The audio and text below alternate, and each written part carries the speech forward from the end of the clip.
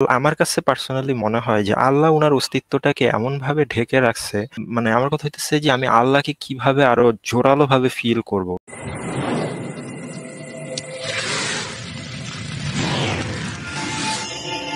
আসসালামু আলাইকুম, আমার কথা শোনা যাচ্ছে? ওয়ালাইকুম আসসালাম রাহমাতুল্লাহ। হ্যাঁ, শোনা যাচ্ছে ভাই। তো ভাইয়া, প্রথম কোশ্চেনটা হচ্ছে আমি বাইবর্ন মুসলিম। তো আমরা মানে আমাদেরকে ছোটবেলা থেকেই শেখানো হয়েছে আল্লাহ এক, আল্লাহ আছেন এবং উনি ইয়া করে, কিন্তু যারা মনে করেন কনভার্টেড হইছে তারা এমন ভাবে ইসলামের পথে আসছে যে তাদের আসলে অন্তর থেকে চেঞ্জটা আসছে। আমাদেরকে শিখানো হয়েছে যে আল্লাহকে ভয় করতে হবে, না হলে শাস্তি পাবো, এরকম কিছু। তো আমরা ওরকম ভাবে ইসলামের নলেজটা ক্যাপচার করতে পারি নাই যেভাবে একটা অমুসলিম কনভার্ট হয়ে ইসলামে আসছে। তো আপনি আপনার একটা ভিডিও আমি দেখছিলাম যে একজন বিধর্মী আপনার সাথে কথা বলতেছে যে আমি এক্সিস্ট করি কিনা সেটা কিভাবে প্রমাণ করা যাবে। তখন আপনি তাকে ধাক্কা দিয়ে বলছিলেন যে আপনি যদি এক্সিস্ট না করেন তাহলে আপনি কেন সরে গেলেন। তো এরকম ভাবে আসলে যেমন মনে করেন গ্র্যাভিটি দেখা যায় না কিন্তু কিছু একটা ফালাই দিলে কিন্তু নিচে পড়তেছে, আবার বাতাসও দেখা যায় না কিন্তু গায়ে লাগতেছে। তো আমার কাছে পার্সোনালি মনে হয় যে আল্লাহ উনার অস্তিত্বটাকে এমন ভাবে ঢেকে রাখছে। বাকারাতে বলছে যে তোমরা যদি বিশ্বাস না করতে চাও আমি তোমাদের অন্তরে সিল গেলে মানে মোহর করে দিব, তখন আর চাইলেও আমার পথে আসতে পারবা না, এরকম আর কি। তো মানে আমার কথা হইতেছে যে আমি আল্লাহকে কিভাবে আরো জোরালো ভাবে ফিল করব, বা মানে আমার আসলে জীবনে এমন কিছু ঘটনা হয়েছে যেখানে আমি বুঝতে পারছি যে এটা আল্লাহর রহমত ছাড়া জিনিসটা হওয়া সম্ভব না। এবং বুঝিনি তো, মাঝে মাঝে নামাজ কালাম ছুটে যাই, ইসলামের পথ থেকে একটু দূরে সরে যাই, তখন জিনিসটা পাই না। তো মানে একটু দ্বিধায় আছি যে মানে এই যে গ্র্যাভিটি বা বাতাস যেভাবে গায়ে লাগে বা বা বোঝা যায়, আল্লাহর অস্তিত্বটা যদি একদম স্পিরিচুয়ালি মন থেকে না ফিল করা যায় তাহলে সেভাবে আর কি আহ অনুভব করা যায় না। এখন আমাকে একটু বলেন যে কিভাবে চললে বা কি করলে আল্লাহর অস্তিত্বটাকে আমি মন থেকে ফিল করতে পারবো, যাতে কালকে যদি আল্লাহ আমাদের তার সামনে দাঁড়া করায় আমার ইমানটা, তার প্রতি আমার ইমানটা আল্লাহর কাছে কবুল হয়, না হলে তো আমার মানে জাহান্নাম ছাড়া কোনো ওয়ে নেই। ঠিক আছে, আপনার প্রশ্ন আমি বুঝতে পেরেছি। দেখুন, আপনি বলছেন ভাই, আপনি যেহেতু অনেক বিষয়ে আমাদের সাথে খুব আমাদের পরিপার্শ্বের যে ইফেক্ট আমাদের কাছে পড়ে, গ্র্যাভিটি বলেন, বাতাসের ব্যাপারটা বলেন, সেটা আমরা সরাসরি অনুভব করতে পারছি। এই যে অনুভবের ব্যাপারটা, এখানে একটা ফিলিংস আছে। সেটা আমরা হয়তো প্র্যাকটিক্যালি বা বাস্তবিকভাবে সেটা আমরা পর্যবেক্ষণ করছি বা নিজেই সেটা আমরা অনুভব করতে পারছি যে কোনোভাবেই। কিন্তু আল্লাহর অস্তিত্বকে আমরা অনুভব করতে পারি কিনা? এখানে দেখেন কিন্তু ফান্ডামেন্টালি যে ব্যাপারটা আসে ভাই, আল্লাহর অনুভবের ব্যাপারটা দেখেন। আল্লাহ তো ইচ্ছে করলেই সবাইকে দেখা দিতে পারতেন, তাই না? একটা বিষয় আছে ফিলোসফিক্যালি ওয়েল নোন, ডিভাইন হিডেননেস। এই যে স্রষ্টাকে দেখা যায় না কেন সরাসরি? স্রষ্টাকে সরাসরি বোঝা যায় না কেন এরকম? একটা কারণ আছে ফিলোসফিক্যালি। কারণ স্রষ্টা আমাদেরকে সৃষ্টি করেছেন একটা বিশেষ উদ্দেশ্য নিয়ে, যেখানে কোনো ধরনের ফোর্স বা কোয়ারশন, জোর করে কাউকে বিশ্বাস না করার ব্যাপারটা, যদিও অলরেডি আমাদের অন্তরের মধ্যে বা ফিতরাতের মধ্যে এই ব্যাপারটা খুব পরিষ্কারভাবে আছে, ওতপ্রোতভাবে জড়িত আছে। কিন্তু যে স্রষ্টাকে বুঝার, জানার ব্যাপারটা কিন্তু আমাদের আকলের সাথে সম্পৃক্ত আছে এখানে। বিশেষ করে আক্কেল ব্যবহার করাটা অত্যন্ত জরুরি, এবং এই আক্কেল ব্যবহার করার সাথেই আমাদের যে জীবনের উদ্দেশ্যর সাথে সেটা ওতপ্রোতভাবে জড়িত। জীবনের উদ্দেশ্য হচ্ছে স্রষ্টাকে বুঝে জেনে শুনে তার আনুগত্য করা, তার উপাসনা করা, এবং তার উপাসনা ঠিক সেভাবে করলেই যেভাবে নবী রাসূলগণ সেটা দেখিয়ে দেন, তাহলে কিন্তু আমাদের এই যে এখানে জীবনের উদ্দেশ্যটা পূর্ণ হয়ে যায়। আমাদের পরীক্ষা, সেটা আমরা সফলকাম হতে পারি, যাতে আখিরাতে সেটা আমরা এই আল্লাহ যে আমাদের জন্য পুরস্কারটা রেখেছেন সেটা আমরা পেতে পারি, এবং বিশেষ করে যে শাস্তিযোগ্য ব্যাপারটা ছিল সেটা থেকে আমরা মুক্তি পেতে পারি। এখন এই পরীক্ষার ক্ষেত্র তৈরি করার জন্য কিন্তু শুধুমাত্র আল্লাহর অস্তিত্ব সরাসরি এখানে দিলেই আল্লাহ নিজে এসে উপস্থিত হলে বা বললি তো সেটা পরীক্ষা ক্ষেত্রে থাকে না। তখন বাধ্য হয়ে যান আপনি, তখন আপনি তো আল্লাহ দেখবেন, আল্লাহকে সরাসরি আপনি দেখছেন, ওইসব অস্বীকার করার তো প্রশ্নই আসে না। তখন আপনার মধ্যে যে আল্লাহর একটা ভয় ভীতি এমনিতে আরো বেশি ভাবে এমন ভাবে চলে আসবে, তখন বাধ্য হয়ে আপনি সেই আল্লাহর আনুগত্য করার চেষ্টা করবেন। এখানে কিন্তু নিজ মন থেকে যে আপনি আল্লাহর আনুগত্য করবেন, যে না আমি আল্লাহর আনুগত্য করছি আমার এই যে ভালোবাসার মাধ্যমে, এটা কিন্তু এরকম হয় না।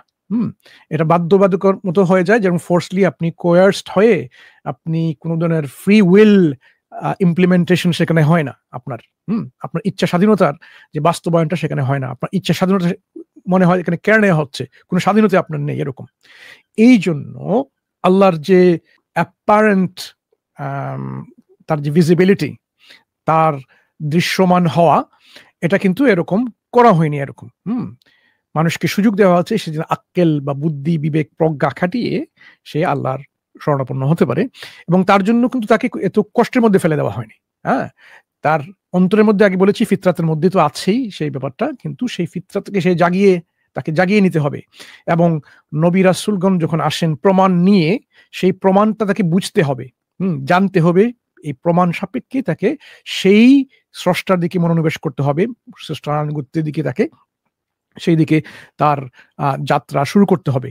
এখানে কিন্তু ওই যে কি বললাম, এখানে শুধুমাত্র যে কোন পরিবারে আপনি জন্মগ্রহণ করেছেন সেটা কোনো বিবেচ্য হবে না। এখানে আপনার বাবা মা দাদা দাদি কোন বিশ্বাসের উপরে ছিলেন, নানা নানি, সেটাও এখানে বিবেচ্য হয় না। আপনি নিজ থেকে তখন আপনার নিজের বিবেক দিয়ে, নিজের যে বুদ্ধি প্রজ্ঞা যেটা আছে, আপনার যে ম্যাচুর আন্ডারস্ট্যান্ডিং আছে, সেটা দিয়ে কিন্তু আপনি তখন আপনার সেই বিশ্বাসে আপনি চলে আসবেন। বিশ্বাসের স্থাপনা বা ভিত্তি হবে তখন যে একটা মজবুত শক্তিশালী রোবাস্ট একটা পজিশন, যেখানে আপনি আপনার ফিতরাত এবং আক্কেল দুটো ব্যবহার করেই এভিডেন্সের সাথে আপনি সেই বিশ্বাসে উপনীত হবেন এবং সেই বিশ্বাস মোতাবেক আপনি জীবনযাপন করবেন। এটাই হচ্ছে প্রক্রিয়া, যে প্রক্রিয়াতে আপনি আপনার এই পরীক্ষা উত্তীর্ণ হতে পারবেন। অনেকেই এটা জানে না এই প্রক্রিয়া আসলে কাজ হয়ে যাচ্ছে, কিন্তু বুঝতে পারছে না। যেমন আপনি যদি যে কোনো একজন মুসলিমকে এখন জিজ্ঞেস করেন, ভাই আপনি স্রষ্টাতে বিশ্বাস করেন কেন, সে হয়তো হেসেই বলবে, কেন এই দুনিয়া কি এমনি এমনি হয়ে গেছে? হতে পারে না।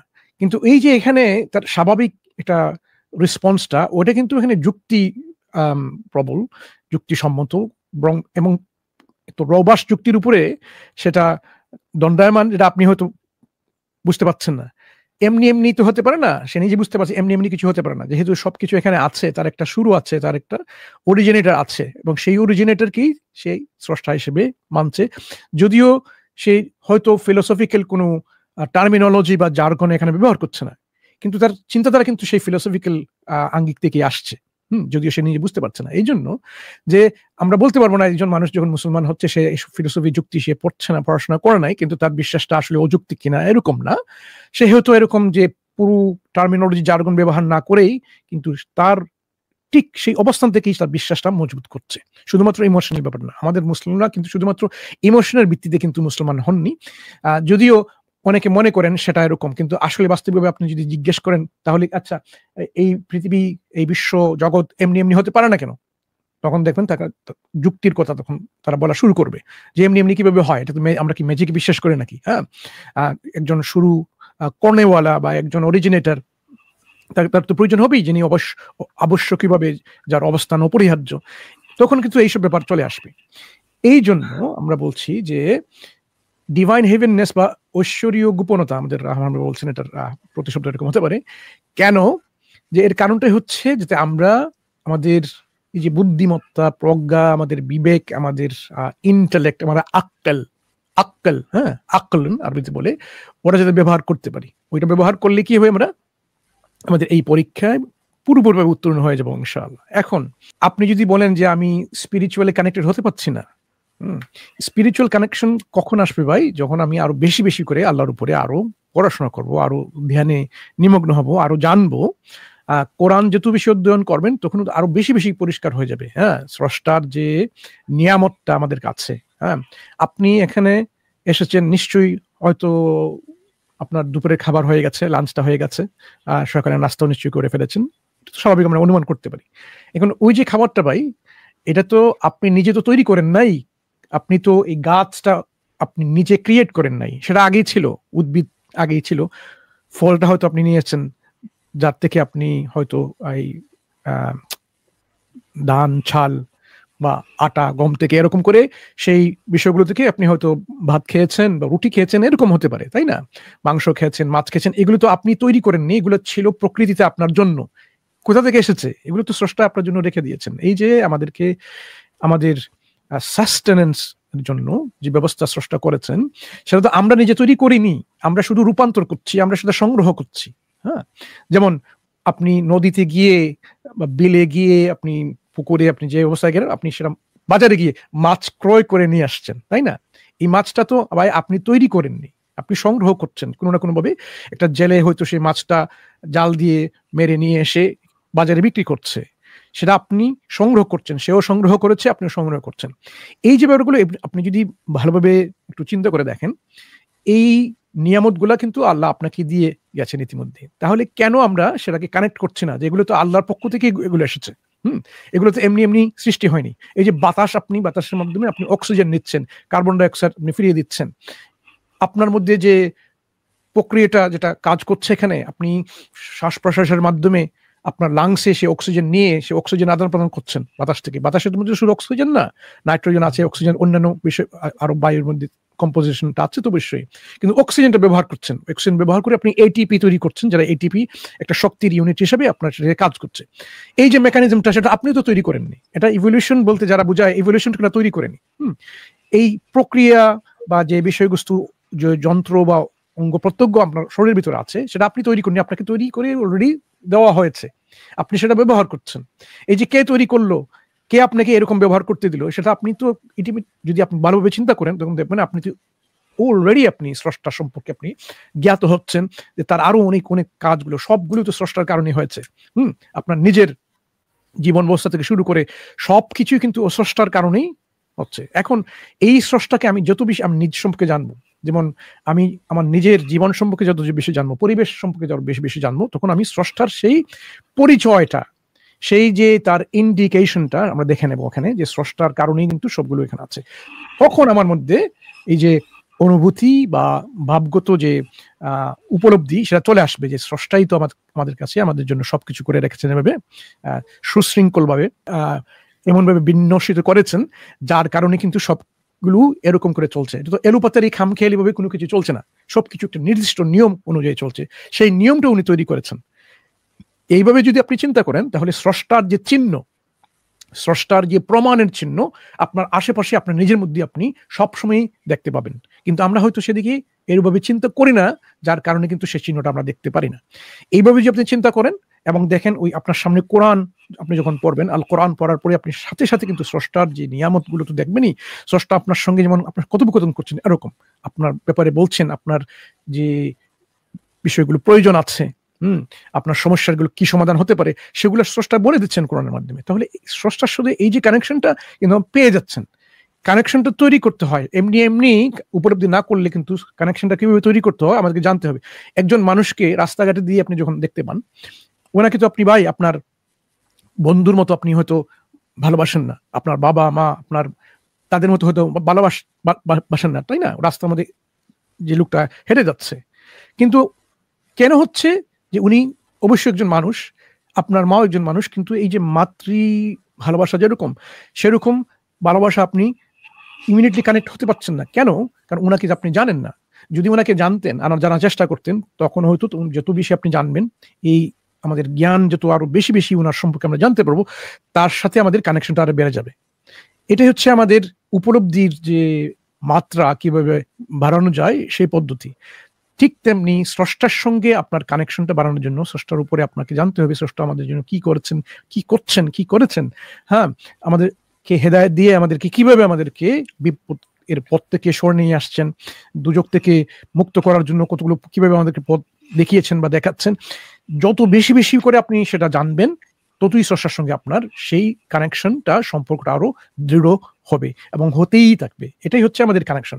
নামাজের কথা আপনি বললেন, নামাজের মাধ্যমে তো সেই কানেকশনটা আরো গভীর হওয়া প্রয়োজন ছিল, কিন্তু নামাজে কি হয় জানেন ভাই, অনেক মানুষ যখন নামাজ বা সালাত আদায় করেন, এই গতানুগতিক ভাবে কিছু রিচুয়ালস এর মতো কিছু, আসলে কি পড়ছেন কি করছেন না বুঝে কিন্তু নামাজটা এরকম পড়া হয়ে যায় অনেকের, যার কারণে কিন্তু এই যে স্রষ্টার সঙ্গে যে আন্তরিক এবং স্পিরিচুয়াল একটা কানেকশনটা হতে পারছে না। আপনি যদি নামাজে এভাবে দাঁড়ান, আমি একটু সামান্য একটা উদাহরণ দিই আপনার, আপনি যেহেতু নামাজের কথা আপনি বললেন, যখন আপনি বললেন আল্লাহু আকবার বলে যখন আপনি নামাজ শুরু করলেন ভাই, ওই যে আল্লাহু আকবার আপনি কেন বলেছেন, এটা আপনি নিজেকে প্রশ্ন করবেন যে আমি আল্লাহু আকবার বলছি না কেন। আল্লাহ হচ্ছে সর্বশক্তিমান, যে আল্লাহর চেয়ে আরো বড় বা আরো গ্রেটার কোন দিক থেকে আর কেউ নেই। স্রষ্টার জ্ঞান, স্রষ্টার ভালোবাসা, স্রষ্টার যে ন্যায়, এর থেকে আর আল্লাহর থেকে আর কেউ এরকম বড় হতে পারে না। আকবারু মিন কুল্লি শাই, হ্যাঁ, আল্লাহ কাবীর আপনি বলছেন না, আল্লাহ বলছেন আকবর। এর অর্থ হচ্ছে স্রষ্টার থেকে আর কেউ অধিক, তার চেয়েও বেশি এরকম গুণে গুণান্বিত হতে পারে না। কেন বলছেন? এই উপলব্ধিটা আপনি যদি আগে বুঝতেন যে স্রষ্টা তো এমনি, আমি দেখেছি স্রষ্টা এমন ভাবে যে নিশ্চয়ই তিনি আবশ্যকীয়ভাবে, অপরিহার্যভাবে, আমরা যে বলি নেসেসারিলি, এরকম হবে নেই যে আমি কাউকে জীবন দিতে পারি না, বিজ্ঞানীরও দিতে পারে না। মানুষ মারা যাচ্ছে, ওষুধ দিয়েও তাকে বাঁচানো যাচ্ছে না, ক্যান্সার হচ্ছে, সে মারা যাচ্ছে, কিন্তু স্রষ্টা আমাদেরকে জীবন দিয়েছেন। এই যে জীবন দেওয়ার যে ক্ষমতা, এটা কারো নেই, স্রষ্টার আছে। আল্লাহু আকবার। আপনি এই এই এক সেকেন্ডের ভিতরে যদি আপনি এভাবে চিন্তা করেন, হাজারো হাজারো বিষয় আপনি তখনই আপনার সম্মুখে এভাবে বেশি আসবে যে স্রষ্টা থেকে আর কেউ এরকম গ্রেটার হতে পারেন না। আল্লাহু আকবার, তার চেয়ে এত বেশি, এত আরো জ্ঞানী, ভালোবাসার দিক থেকে, তার মাগফিরাতের দিক থেকে, তিনি মানুষকে ক্ষমা করেন, আর কেউ হতে পারে না। যখন আপনি শুরু করলেন আলহামদুলিল্লাহ বিসমিল্লাহির রহমানির রহিম, আপনি বললেন যে বিসমিল্লাহ, কেন আপনি শুরু করলেন বিসমিল্লাহ দিয়ে? যে ওইখানে আপনি স্মরণ করছেন তিনি হচ্ছেন এমন যে তার দয়া এবং তার যে দয়াশীলতা এত বেশি যে আর কারো এরকম হতে পারে না। তিনি বিসমিল্লাহির রহমানির রহিম, তিনি হচ্ছেন সেই আল্লাহ যার দয়ার কারণে কিন্তু আজ আমি বেঁচে আছি, আজ আমি জীবনযাপন করছি, এই পৃথিবীটা মেনটেন করছে, সাস্টেইন করছে তার দয়ার কারণেই। তিনি সম্পর্ক ধ্বংস করে দিতে পারেন, কিন্তু তিনি এখনো কিন্তু দয়া দেখাচ্ছেন। আলহামদুলিল্লাহি রাব্বিল আলামিন আমি যখন বলছি, তখন ইতিমধ্যে তৎক্ষণিকভাবে আমার মধ্যে এই বিষয়টা অনুধাবন করার প্রয়োজন ছিল যে আমি সেই সত্তারে আমি প্রশংসা করব, কারণ তিনি সেই সত্তা এমন যার প্রশংসা আমাদের করা উচিত, বা তিনি প্রশংসার যোগ্য। কেন? সব কিছুর কারণেই তো দেখুন, আমরা কেন কারো প্রশংসা করি? একটা ভালো কাজ করার জন্য আমরা মানুষকে প্রশংসা করি, থ্যাংক ইউ বলি। একজন মানুষ আমাকে হেল্প করে, আমি বলি thank you so much, thank you very much, thank you. আমরা বলি না? এই যে আমাদের থ্যাংক ইউ বলা, একজনের কৃতজ্ঞতা স্বীকার করা, কেন আমরা কৃতজ্ঞতা বোধ করছি? কারণ সে একটা উপকার করছে, আমাদেরকে একটা সাহায্য করেছে। আপনি যদি এভাবে দেখেন আল্লাহকে, আল্লাহ কিভাবে আমাদেরকে সাহায্য করে যাচ্ছেন, আমাদেরকে এত নিয়ামত হচ্ছে তার, যে সবকিছু আমাদেরকে দিয়েছেন, জীবনযাপন থেকে শুরু করে এই সমস্ত বিশ্ব জগৎকে এভাবে সাজিয়েছেন আমাদের জন্য, আমাদের বিশেষ করে ওয়াসাখারা লাকুমুশ শামসা ওয়াল কামার, আল্লাহ বলছেন যে এমনকি এই যে চন্দ্র এবং সূর্য, তাদেরকেও আমাদের উপরে কি করেছেন, প্রভাব খাটানোর জন্য দিয়েছেন এভাবে, ইন আওয়ার কন্ট্রোল, এমন ভাবে। আমরা হয়তো বুঝতে পারছি না, কিন্তু আজ আমরা ধীরে ধীরে সেটা বুঝতে পারছি। সূর্যকে আমরা ব্যবহার করতে পারছি সোলার এনার্জির মাধ্যমে। সোলার এনার্জি ইউটিলাইজ করে, ব্যবহার করে, সেটাকে আমরা, সূর্যকে আমরা ব্যবহার করছি। আচ্ছা, এখন আমরা বলছি আল্লাহ প্রশংসার যোগ্য কেন? আপনি যত বেশি বেশি চিন্তা করবেন, দেখুন, তখন আপনার মনে হবে যে অবশ্যই তিনি প্রশংসার যোগ্য।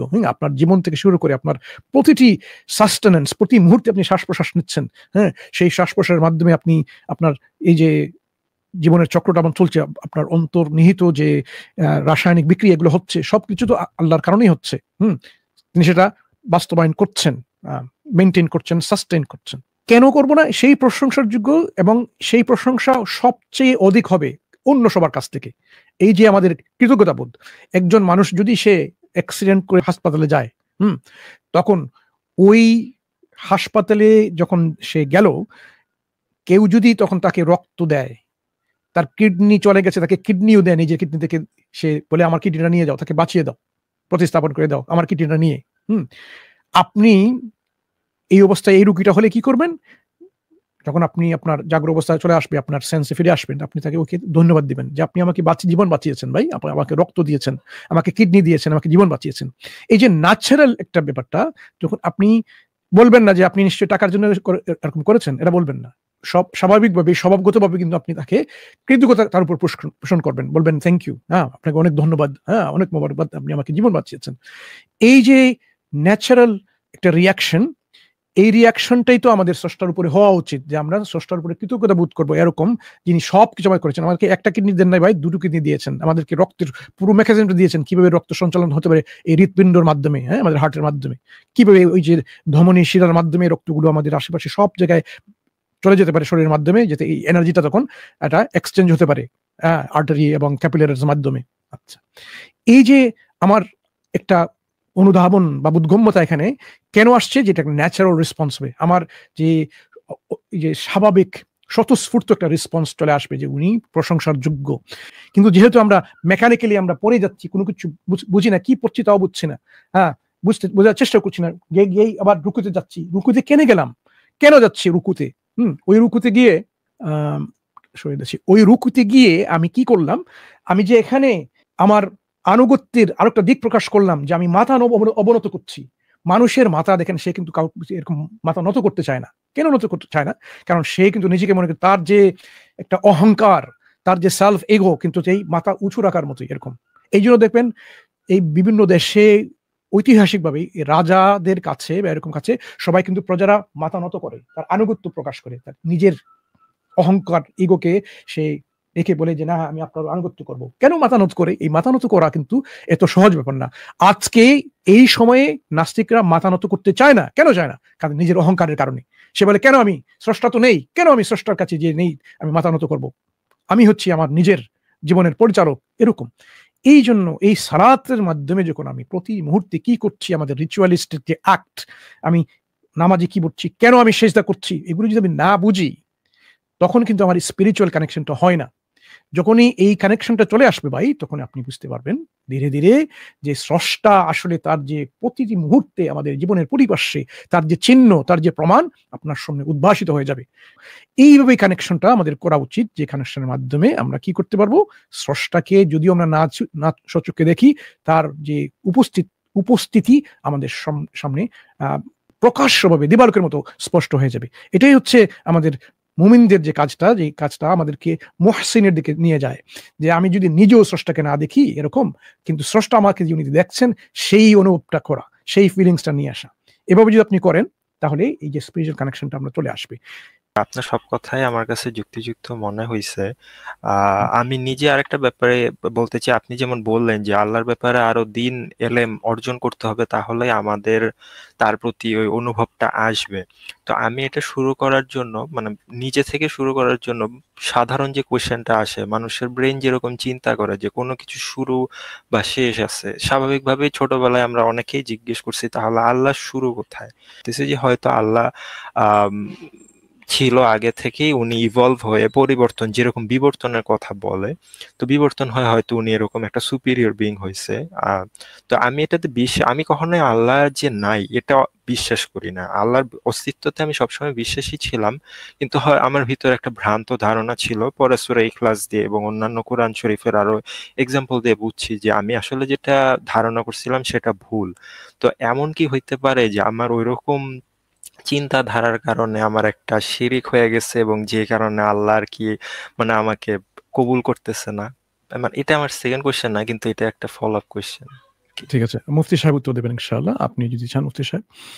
জি, ভাই আসলে মূলত যেই চিন্তাটা আপনি আগে করেছেন, এই চিন্তাগুলো বা বিভিন্ন সংশয় যেগুলো আমাদের মধ্যে সাধারণত আসে, এই সংশয়ের ক্ষেত্রে আমরা একটা কথা বলি যে কোনো কিছু সংশয় আসাটা এটা কোনো দোষণীয় কোনো বিষয় না। বিষয় হচ্ছে যে যদি আপনি ওই সংশয়টাকে নিজের মধ্যে ধারণ করেন, অর্থাৎ আপনি যখন আপনার ভিতরে কোনো সংশয় এসেছে এবং সেটা যখন আপনি কোরআন এবং হাদিস থেকে জেনে বুঝে এটা যখন আপনি সঠিকটা জানতে পেরেছেন এবং আপনি ওই ভুল ধারণা থেকে যখন ব্যাক করেছেন এবং ওই সংশয়টাকে যখন আপনি আপনার অন্তরের মধ্যে জায়গা দিবেন না, তখন হলো আপনার ওই যে কিছু কিছু সময় যেটা আপনি আসলে ধারণা করতেছেন ওটা কোনো দোষের মধ্যে পড়বে না, আইবের মধ্যে পড়বে না। বুঝতে পারছেন? তো সুতরাং আপনাকে ওই আ আ জিনিসগুলো থেকে বেঁচে থাকতে হবে, যে এই জিনিসগুলো হচ্ছে আপনার ভিতরে সংশয় সৃষ্টি করছে। ওগুলোকে সমাধান করার চেষ্টা করতে হবে এক। দ্বিতীয়ত হচ্ছে ওই সংশয়টাকে জায়গা দেওয়া যাবে না অন্তরের ভিতরে। বুঝতে পারছেন? এইটাই হচ্ছে মূলত বিষয়। আচ্ছা ভাইয়া, জাযাকাল্লাহ।